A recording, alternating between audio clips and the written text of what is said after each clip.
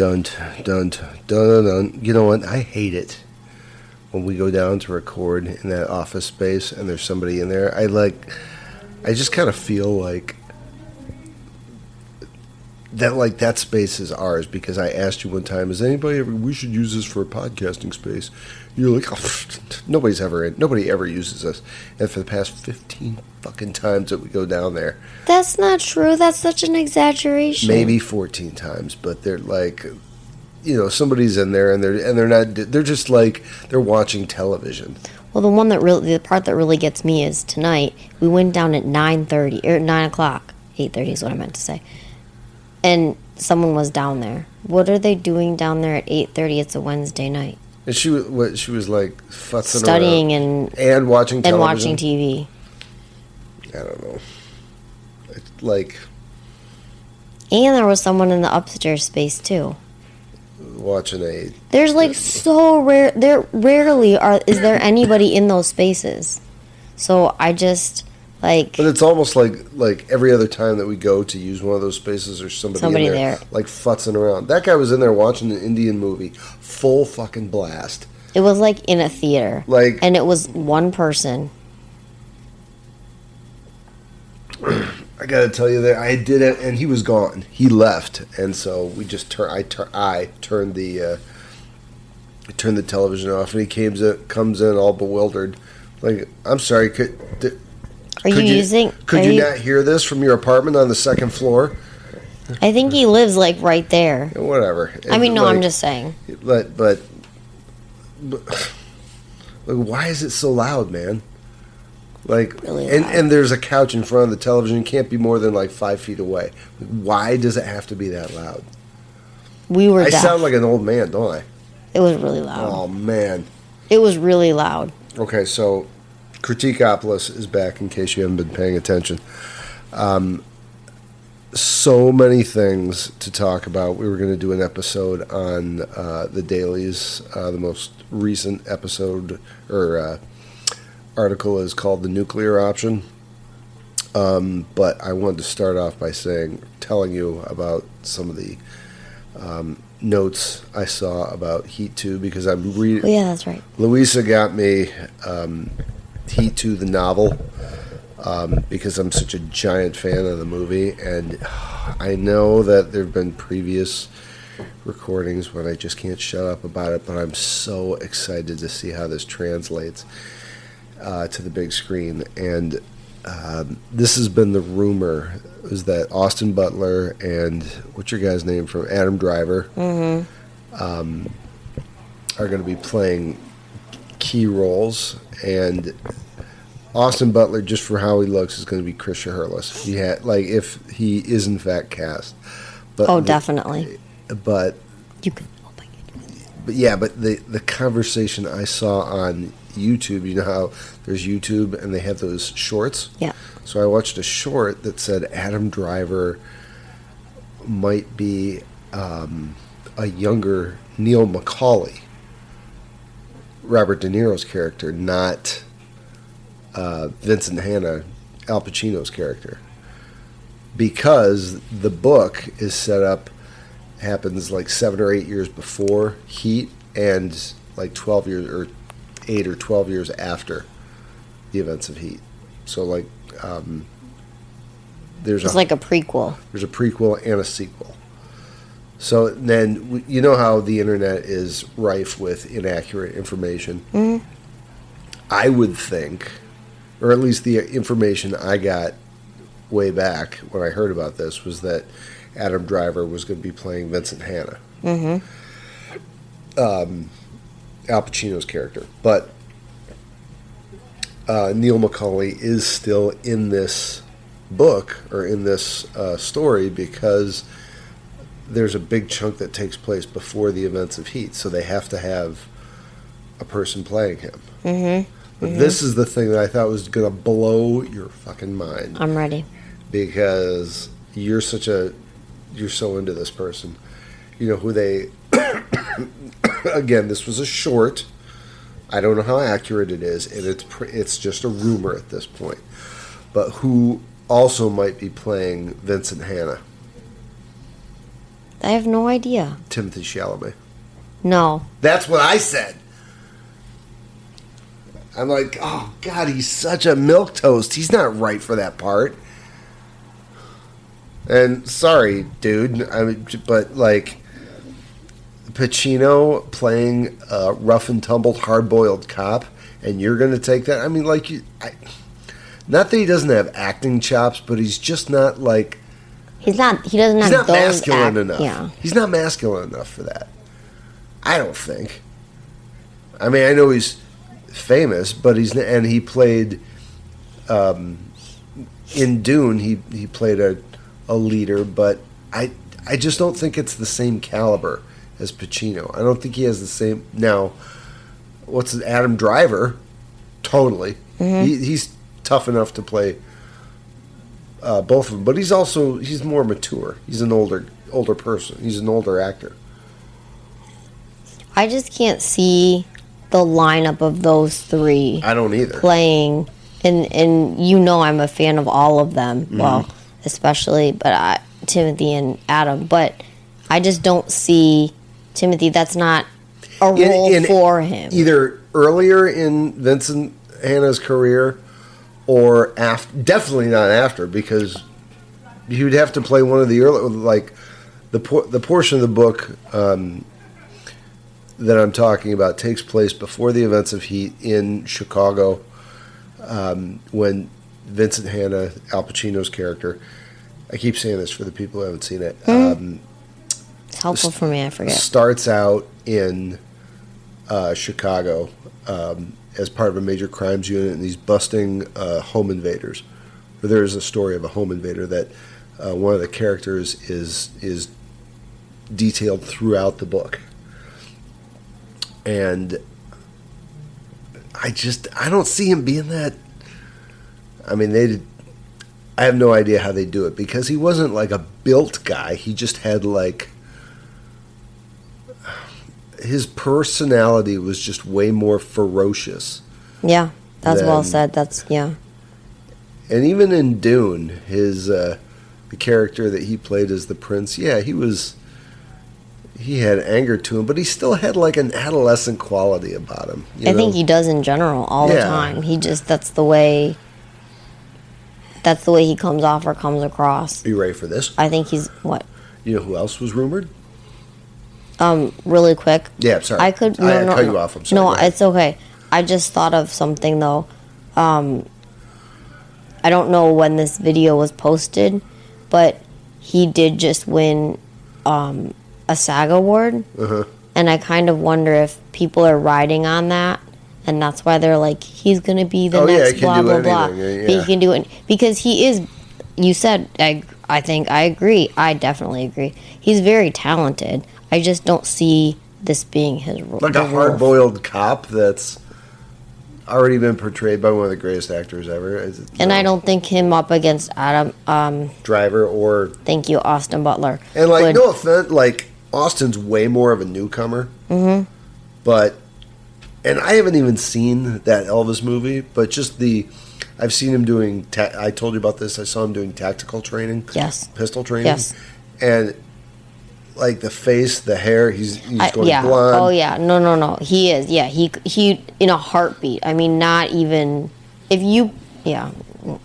I think I told you there was the shootout scene, and we watched this in Louisa's apartment on her big screen, but the shootout scene in L.A. is loud, and it's typically not the kind of movie Louisa would be into, but. You can't tell me that wasn't a great movie. It was a great movie. So there is commentary around the internet about how Val Kilmer, Chris Shiherlis's character, as he's shooting out with the cops, he's just like drop of a hat. He engaged the cops and he didn't let up. It was automatic weapons, and he changes out his. There's a scene where he changes out his mag real quick, and I know that the Rangers at Fort Bragg they show this scene when they're doing rifle training. Mm-hmm. They're like, and I can show it to you later, but they say it's a constant. They constantly berate their Marines, like, if you're going to be in this man's army or in the Corps, you got to be able to change out a mag as well as an actor. Mm-hmm. And his, from what I saw in Austin Butler's pistol and rifle training, just the clips I saw online, I don't know if there's going to be a lot of, at least from his character, what I've read this far. And I haven't finished the book. I'm 100 pages from finishing it, but I don't know where that's going to come into play. But I think we're going to delve way deeper into his character because it's a big chunk of the book. Mm-hmm. So if he has this role, I mean, that's really going to start. That's going to solidify his cementing process of being like a leading man. Mm-hmm. Yeah. I think he's proved it a few times before, so I just think he's proved it a few times before, so I think that he could keep going. Oh, I have other things. Yes, other things. Even about this movie. Okay. It was just a brief sliver of an interview with Michael Mann, but the sliver was the interview saying to him, am I understanding this right, that you being contracted for the book, for the Heat 2, was part of a 3-part item? Yeah, I've seen things about this before. I'm like, oh my God, there's going to be another one? Yeah, there might be, yeah. And Michael Mann is 79. This is what when I saw him interviewed, I'm like, he's 79 years old. He could pull, you'd believe he was like 61. I mean, like, he's just a couple years younger than my dad. My dad's always like, oh, it's almost over for me. It's just sitting back and enjoying life. And Michael Mann's out there hard charging, putting together, gunfight scenes in downtown LA and Claude d'Est. And if he can, I am so charged up for this movie. The other bit was, who else is rumored to be in it as one of the keys? Robert Pattinson. Really? Or these aren't confirmed. Or Christian Bale, which would totally work as either one of them. As either Macaulay or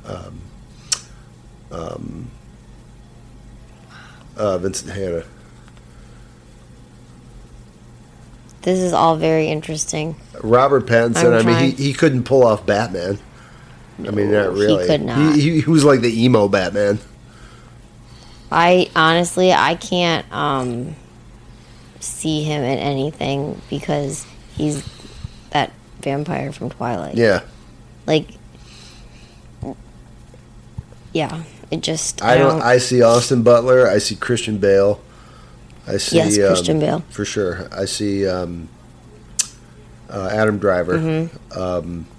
But you're going to have no, you can have them play both before and after. They have to be, because in '95 is when because there has to be a they're 8 years before and 8 years after. You're going to have the same person. Yeah. You have the same person play it. And right now, De Niro and Pacino are they're so old that, I mean, that was almost 30 years ago. I think it was in Ferrari, Adam Driver looked old. They made him look old. Yeah.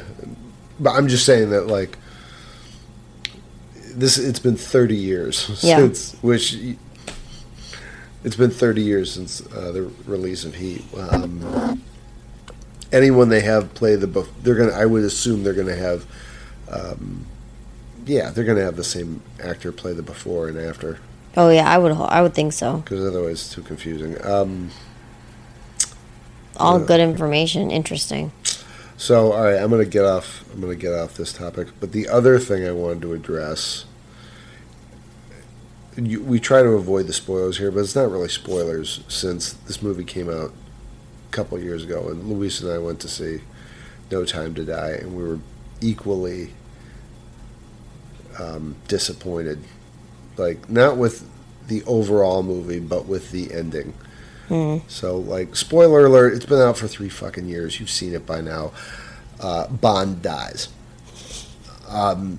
Which is disgusting. It's a disgusting way to close the movie. Especially since you know Daniel Craig's, that's the end of it. That's the end of him, But, but in every Bond franchise, whenever Bond switches over, there's no acknowledgement about the leaving of the actor and the reprisal of a new one. That's it's just, true. You know, It happened. It just happened. the closest thing, I don't know if it was The Spy Who Loved Me or the Man with, I don't think it was Man with the Golden Gun,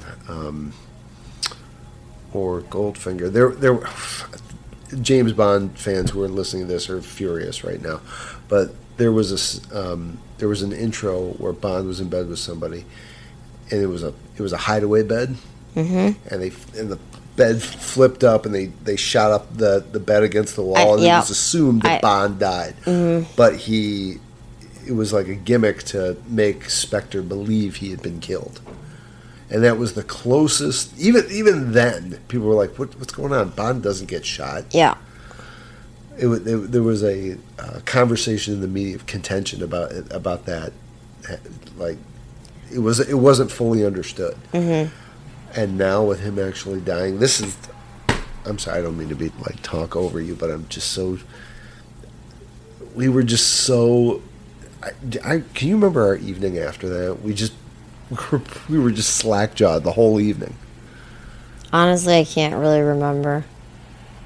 I just remember the movie ending and just being in like total kind of awe that happened and that's what I just watched and being speechless. Like, I didn't even know what to say. And I'd kind of had a little preview because one of my cousins who's avid James Bond fan, he went and he asked me if I had seen it yet, and he said that he walked out of the theater crying, and I was like, what does this exactly mean? And then we saw it, and I was like, oh, I get it now. So if you follow it's still traumatic for me, let's just say. So if you follow the trades, Barbara Broccoli had partnered with Amazon Studios. Rolling my eyes. Yeah. This is what I had read.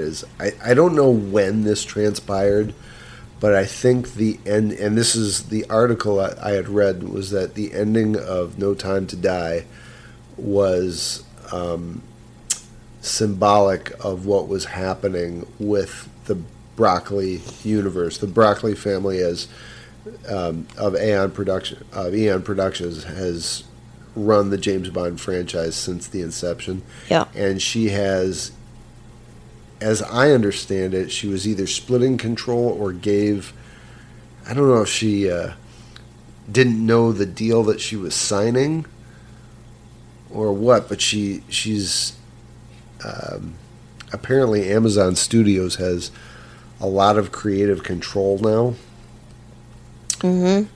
And the article I read that she is just sick about it and she's kind of walked off. So if you read anything in the internet about it, it sounds like Amazon's going to be like, hey, we're going to take this in a new direction, which means James Bond is going to suck. The movies that we've gotten up to this point are the only good James Bonds. And now corporate America is going to fucking ruin it. I just don't understand.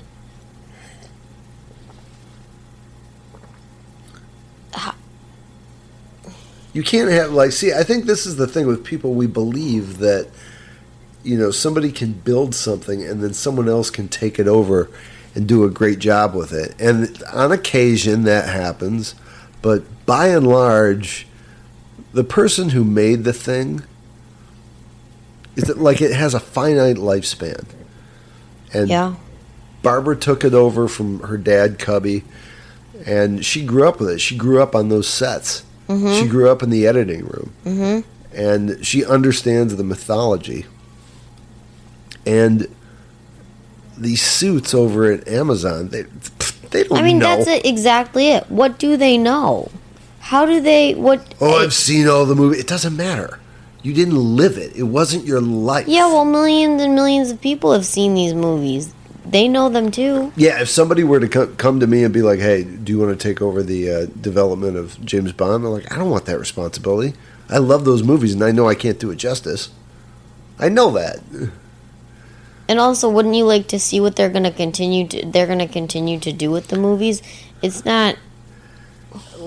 There's so much that goes into what that character is that I just don't see any corporation being able to reflect it. Although I will say, I don't know if you saw this. Do you know who their pick is for the next Bond? No. Henry Cavill. That's who Amazon wants? Apparently, that's what the fans want. That's what Amazon is reporting. But I gotta say, I like him a lot. Is he Superman? He was Superman. He battled Ethan Hunt in Mission Impossible. He's going to be in Warhammer. Was he in Argyle? Yes. And he was in The Man from U.N.C.L.E. too. That's it. So he's totally played the suave. Oh no, he could totally play. Yeah. You know what? I even like him, and I'm not saying this does not give a reprieve from Amazon. Amazon, if Barbara just needed financing help, you should have just backed up the money truck and left her alone. I'm sure even if he gets picked, you're gonna fuck it up some other way.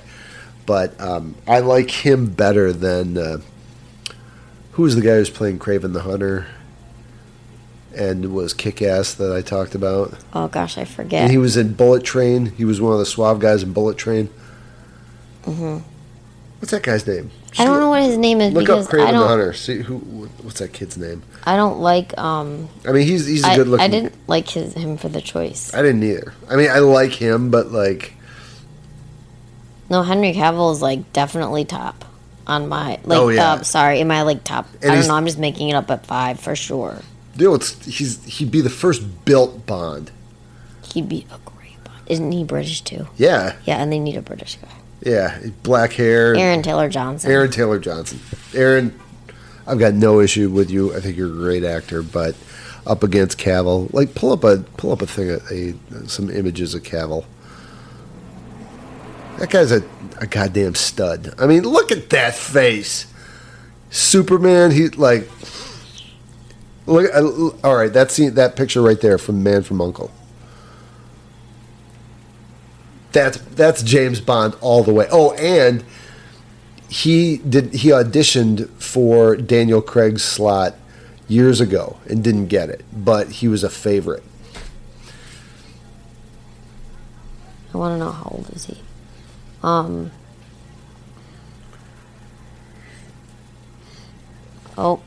old is he? He's 41. His birthday is May 5th, 1983. Okay, within a week of me. Good job.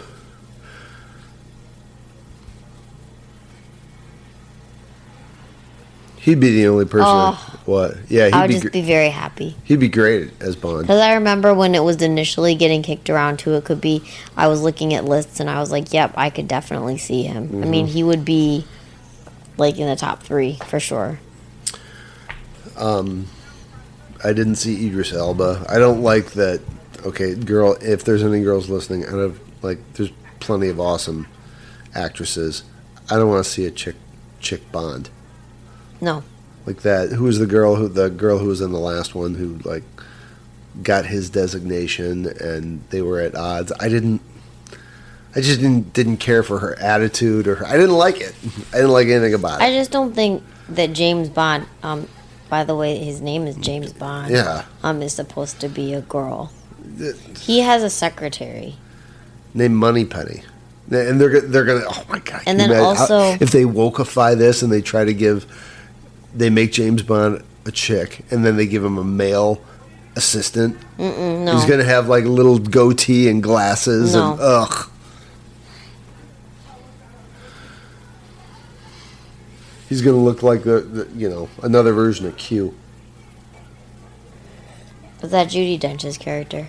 No, that was not Q. Yeah, Q. No, M was Judi Dench. Oh yeah. So Q is Q's the guy who invents all the gadgets and stuff. yeah. Okay. Yeah, the reason I ask is because James Bond, in my opinion, should be a guy. He should be a British guy. And I'm really sorry. He should be a white guy. Okay, and just so everybody who's out there listening, that did not come from the other host, the white guy. That Yep, I definitely said it. from I'll own a it. short I said it. female Indian. The And- only exception I would make. What's the only exception I would make? Which it would never happen, so it's okay. Robbie Shaker. Just kidding. I don't know. What's his name? Your Yeah. guy. Mm-hmm. SRK. I mean, he doesn't have the build for James Bond. He's short. He's shorter than me. Indian. He can't be James Bond. I know. The only exception you'd make for what then? What were you saying? That's the exception that I would make, but he would never get cast as James Bond. No. Because he should be white and he should be British. And, I mean, let's be honest, India's great, but, or Indian, but, yeah, no. Yeah, that, like... So let's go with Henry Cavill, people. Yeah, Let's go seriously. with Henry Cavill. If someone has someone better, please. He's top of the pops for me. And I just found out about this a couple days ago, and I'm sure it's been floating around the internet for a while, but I'm fully on board with Also, him. honestly, with the same line with the British, needs to be British, have an accent. They need to look good in a suit. And I'm really sorry, not everybody does look good in a suit. Henry Cavill, he can wear anything. And he's played secret agents before. Well, you know who? Good point. Who else? I don't think he would be cast for this. Who's the guy? My guy from Mad Max, and played Bane in Batman. Look up Matt. I can't believe I can't remember this guy. Mad Max Fury Road. Can't believe I can't remember this guy's name. I really like him.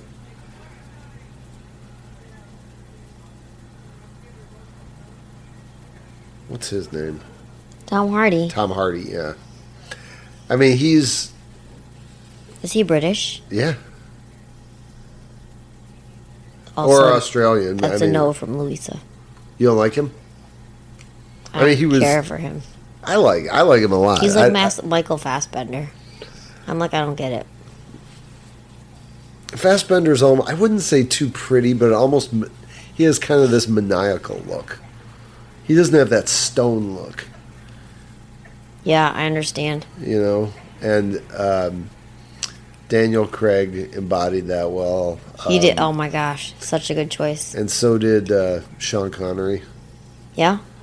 With black hair, that Timothy Dalton. I mean, he was a little more. Oh, wasn't he? Was he the shortest Bond? I mean, sorry, Bond for the shortest time. Is that three movies? Two or three movies, maybe two. Living Daylights and I think it was three. Look up his movies, and then who was the other one? Timothy Dalton and Roger Moore. No, the other one, Pierce Brosnan. Where is he in there? Oh, and then the shortest one was the guy who played in On Her Majesty's Secret Service, way back when. I always forget that guy's name. I remember back in the day. I also wanted Clive Owen to be James Bond. Yeah, a little angular. Just a little, like he's not like Adrian Brody is angular. It's kind of an odd shaped face. Yeah, I see what you're saying. Yeah. And although he did kind of play that in Bourne Identity, Clive Owen was in that. He was a killer in that. Is he British? Yeah. Or, no offense, I mean Irish or Welsh. You know how we Americans are. We assume you guys are all the same. Or Scottish. What movies was he in?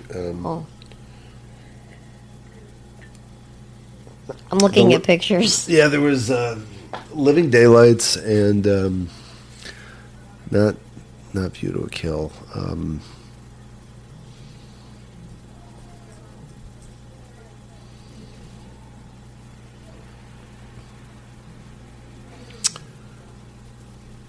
Well, the listeners are. This is driving them nuts. I know. I'm so sorry. I'm very slow. Why don't we just do this? I should have this up already, but I didn't know we were going to be discussing this. So,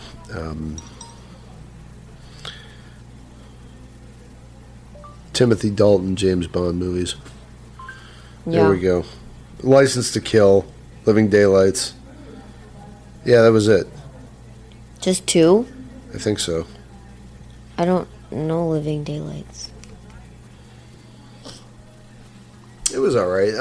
We can watch it, a bit of it later. It was.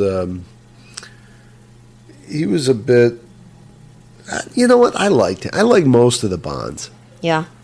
And like even people dump on Roger Moore a bit. I liked Roger Moore. I liked how softly comical those movies were. I liked him a lot.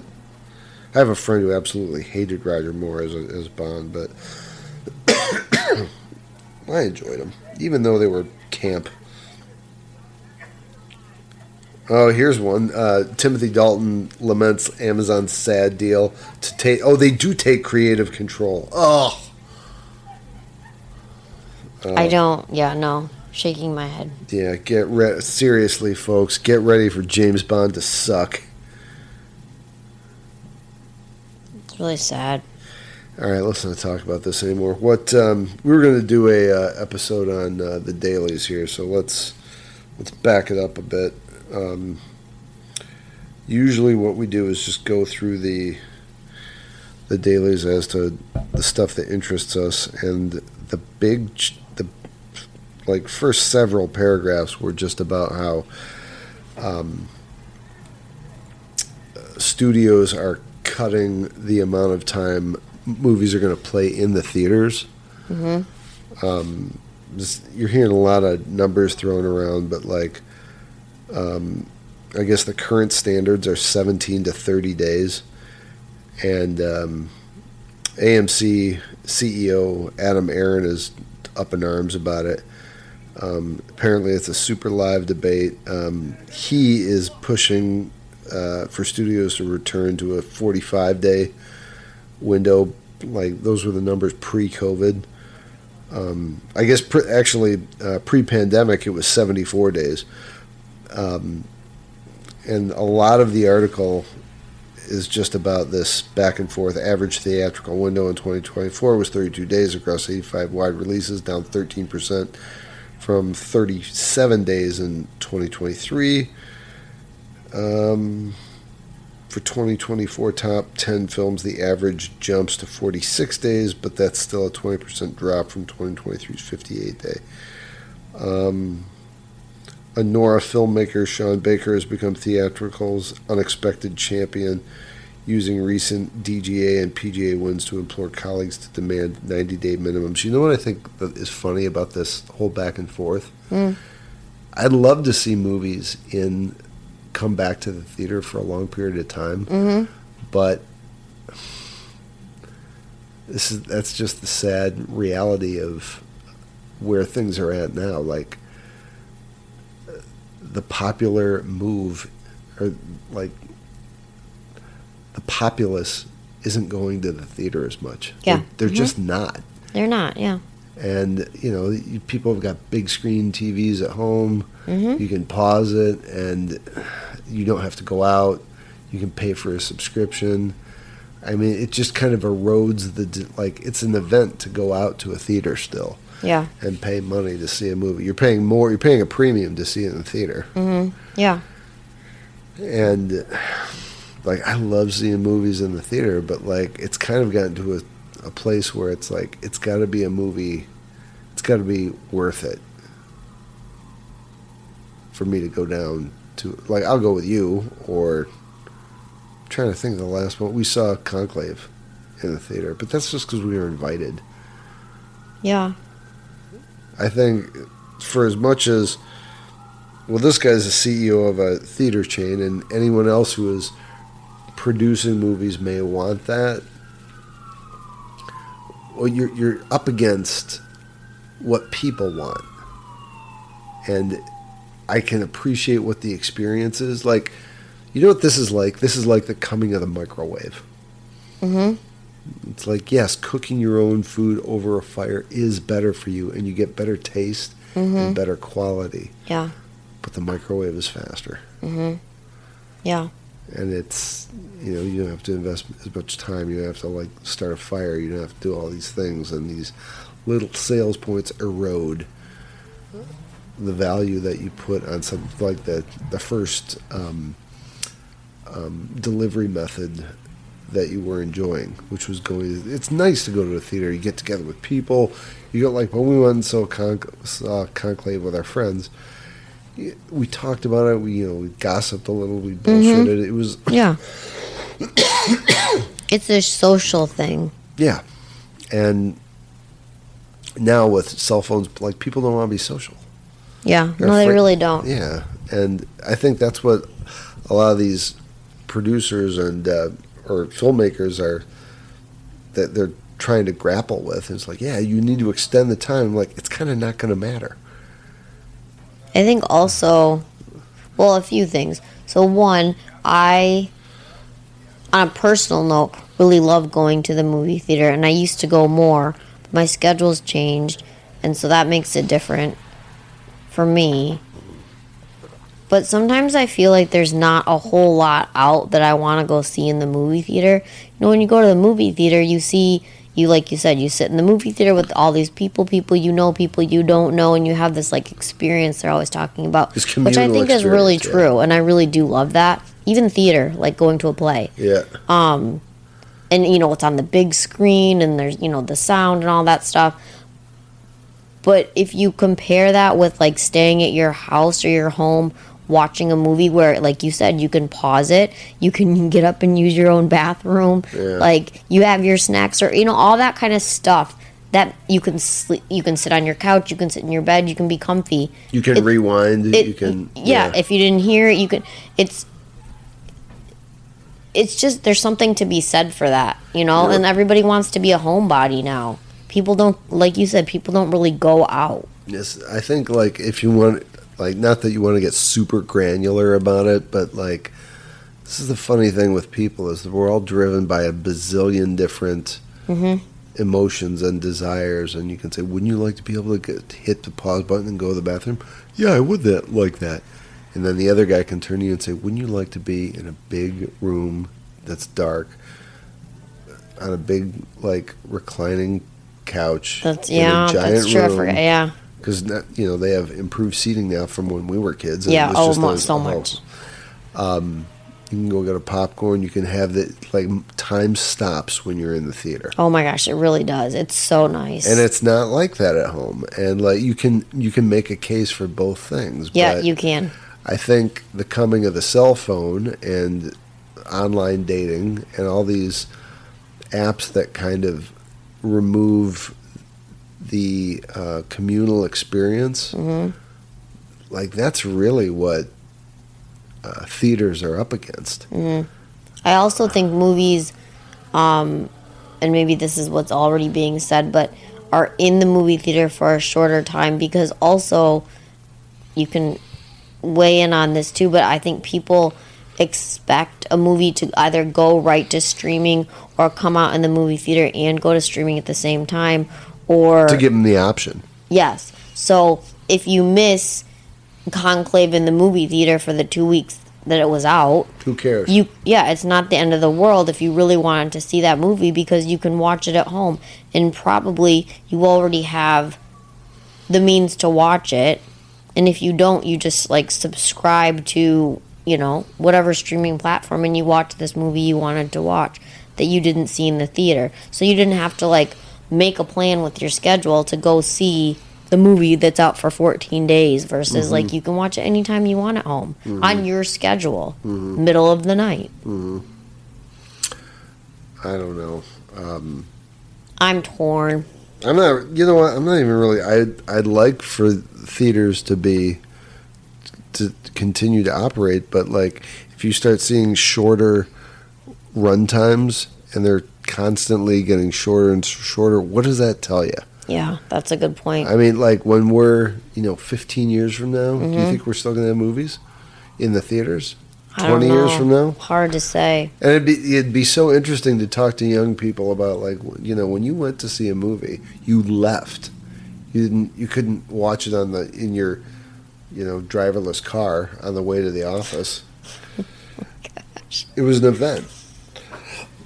And you tell this is just, time marches on and things change, and I guess on some level I'm glad that I was born in an era where I could, because it was so magical going to a theater. Oh my gosh, it was. It really was. It was so exciting. I think, and this is the thing, like, you knew that when you were paying for that ticket that, like, time was just going to stop. Any bills you had, homework, shit, problems you had at school, that you hit the pause button.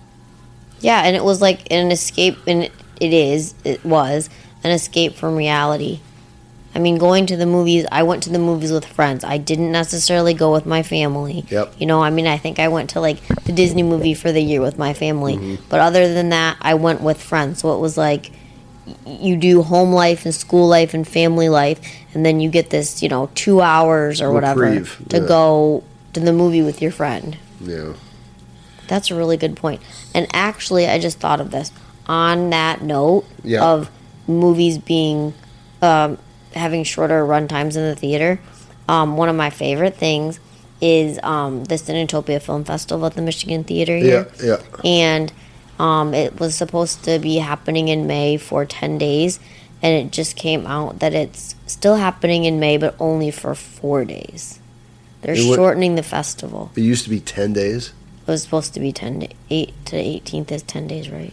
I can't do math. From when to when? It was supposed to be like a week and a half, and now it's only going to be half a week. Ugh.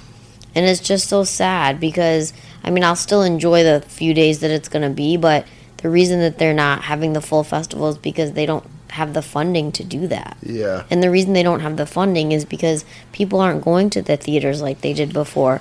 And, of course, COVID affected that and lots of other things, but even so... I love it how Jamie Lynn Sigler, she said on that, how she has that podcast with Rob Eiler from The Sopranos. Oh, yeah. On Tom and Christina's network. Mm-hmm. She's like, Tom Cruise single-handedly saved the theater. I'm like, no, he didn't. I read it. Yeah. He bumped it up for a year. Yeah. Because he had this massive movie that you absolutely, positively had to see in a theater. Yes. Like, if you saw it at home, you don't know what the fuck you're doing. Same. It's not even remotely the same. Mm-mm. But that movie was, not all movies are made for that. A lot of them are dialogue. You don't give a shit if you watch a movie with dialogue. No, and that's the other, and that's another thing. I think I was trying to say that earlier is it really depends. I think now it takes more for me to go to see it. I can't say it.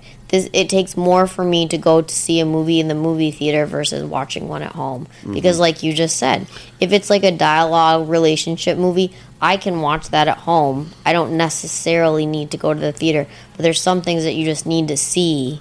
Yeah, or classics. I'd rather see in the theater. Yeah, that's very true. That is very fun. It's just more like it's like going to see the Rolling Stones. Like, if Singing in the Rain, yeah, you can see it at home, but, like, it's playing one time or two times on the big screen. Yeah. And I don't care about Singing in the Rain, but, like, Apocalypse Now or The Godfather or, like, any of those. Mm-hmm. Anyway, let me see. There was a lot of stuff in here about what... there was one other thing that was... Oh, yeah, IMAX's nuclear option. This was interesting. Earlier this month, IMAX CEO Rich Gelfand confirmed the streaming giant secured an exclusive 2-week theatrical window for Greta Gerwig's Narnia adaptation in Thanksgiving 2026. Now, major exhibitors Regal and Cinemark are reportedly threatening to refuse screening the film on their IMAX screens, while studios are furious that Gelfand struck the deal without consulting them first. So, in essence... This movie, this Narnia, is being produced by Netflix, and Gelfand just said, "Yeah, you can you can screen it here at on IMAX screens and Thanksgiving, when all these other studios who've had long-standing, like, multi-decade relationships with IMAX, like Warner's and Paramount and Universal, they're like, what the fuck are you doing, man? This, like, you talk to us about that. You just, like... Made a decision. Yeah, you made a decision. Yeah, we've been working together for decades and decades. And now the new streaming guy on the block who's been here for 10 years or 15 years is... That's a coveted spot. And you just dropped it in there without talking to us? Yeah, so... like, it will be interesting to see what happens with this movie overall anyway, because I feel like there's been so much talk. Sorry, not to hijack no, go what ahead. you were saying. No, Thank you. I don't know anything about But Narnia. I didn't it was Lion, Witch, and the Wardrobe, right? Yeah, it's the same. Yeah, Yeah, it's which the same I didn't thing. read. My sister read it, and I never read it. I can't honestly say that I read the books, but I've seen a few of the movie or TV show like adaptations. Yeah. And there's something about it that just like is very. There's just something about it that I think is like, it's just interesting. That's not the word I want, but I've heard some conspiracy theories on who all the characters are. Like honestly, I mean, I can't wait. Like first of all, Greta Gerwig, I love her. I love her movies. She did Barbie, She's right? great. Mm-hmm. Yeah. Which I didn't But she's see. a fabulous actress too. I think I really like her. She's like, an actress too? Yeah. Like if she's in a movie, I will go to her movie. Huh. She's just like really, I don't know, come up on the movie scene, if you will. She's been here for a long time, I think, but it's just interesting that she, I don't mean it like this, the way it's going to come out, but it's interesting that she got this movie and that she's making this movie. I would like to see what she is going to do with it. What was she an actress in? What movie? I can tell you like her. Yeah, I know, really good. I do have to say, we are doing this at 9:30. Don't make excuses. What Nope, movie that's was she my in? excuse. What I was she worked in? all day. Frances Ha is one of her movies. Didn't see it, of course not. It's probably a chick I movie. can't. I'm sorry. I can't. Yeah, You think of. about it. Can I finish my Disney rant here? You're not ranting about Disney. I'm about to. Disney is particularly outraged as its animated holiday release loses valuable premium real estate to a competitor whose business model encourages at-home viewing. I'd be pissed too. Gelfand claims to have a mysterious quote-unquote nuclear option to force theaters to play Narnia on IMAX screens, though it's unclear what that option is. Ooh. Controversy highlights how premium formats have become valuable battlegrounds, with streamers now competing for once sacred theatrical windows. And Kathleen Kennedy is exiting Lucasfilm. Oh my gosh, I read every word of that like really hardcore. Like I was very concentrated. You know what I found really interesting? You know who's rumored to be up to take her slot? Well, if you read it, you saw this. Kevin Feige or Jon Favreau. Oh yeah, I saw that. You're right. Yep. Or the two of them, right? Yeah, Filoni and Favreau tag team with split creative business duties. Disney's got until 2026 to find someone who can steer the Mandalorian Grogu to theaters without crashing the ship. She's kind of a contentious figure taking over Lucasfilms. On one hand, she put out those shitty movies. And on the other, she brought The Mandalorian, which is it's a pretty entertaining show. It's a good show, and Bill Burr's in it. Mm-hmm. Mm-hmm. Which he is. Did we watch that scene where We like did. where he was a vet, and he capped his old commander? Yep, That we was- watched that. I That saw- was very impressive. I was like, because you told me, you said that he was in it, and I was like, what? No way. And you were know- like, here, let's watch it. I'll show you. You know what was funny was I saw some comments where actual Marines and vets who saw combat Yeah. wrote in and was like that was so true to life about how you can hate your superior officers for putting you in situations that are that are, may have caused you or your comrades harm. Mm-hmm.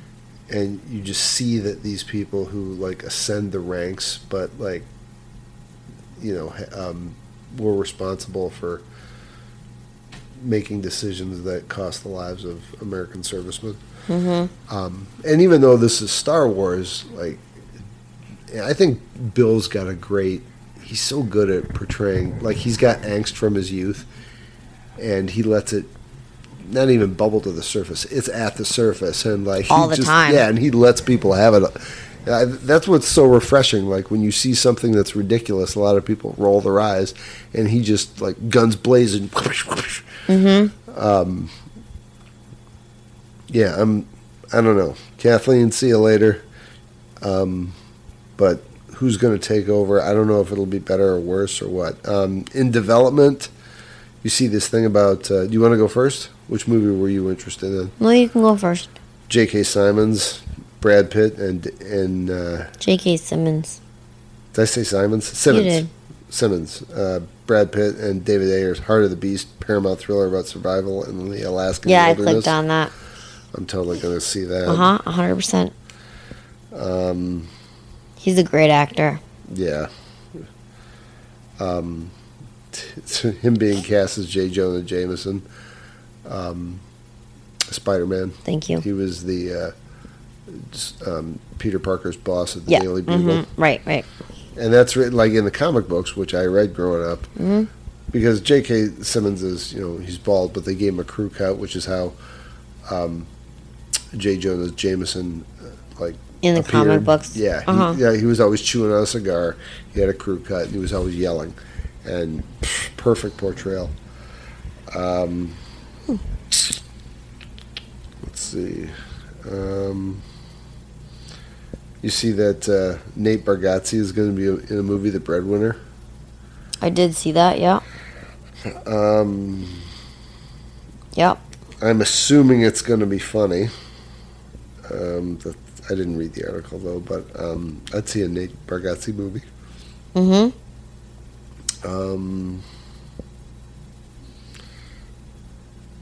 What else jumped out at you? The Josh Duhamel. I knew it. Yeah. It's not because of Josh Duhamel, ladies and gentlemen. It's because he's going to star and direct in a movie called Preschool, a comedy about two dads battling for a spot at an elite preschool. I find it funny how he goes from battling Transformers to battling Karen moms. I would go see this movie tomorrow if it was out. It just speaks to me on many levels. I just couldn't wait. Also, speaking of Bill Burr, it brought back memories. What's that movie called? Bad Dads or Old Dads or something. Yeah, that was really funny. About him blowing so up I the just lady want to see, at the principal at the fancy school. Yeah. It was just so funny. And so I would just really enjoy seeing that. That was... So I'm going to read this to you. The cast features Michael Socha, Antonia Thomas, Charity Wakefield, and Fenella Woolgar, and James Cosmo. I don't know those people. Oh, yeah, I clicked on it and read that, too. I don't know any of those people. Sorry, I don't. Two determined fathers who engage in a comical battle to enroll their kids in an elite preschool, escalating to an absurd competition, unexpected results. Production is underway in London.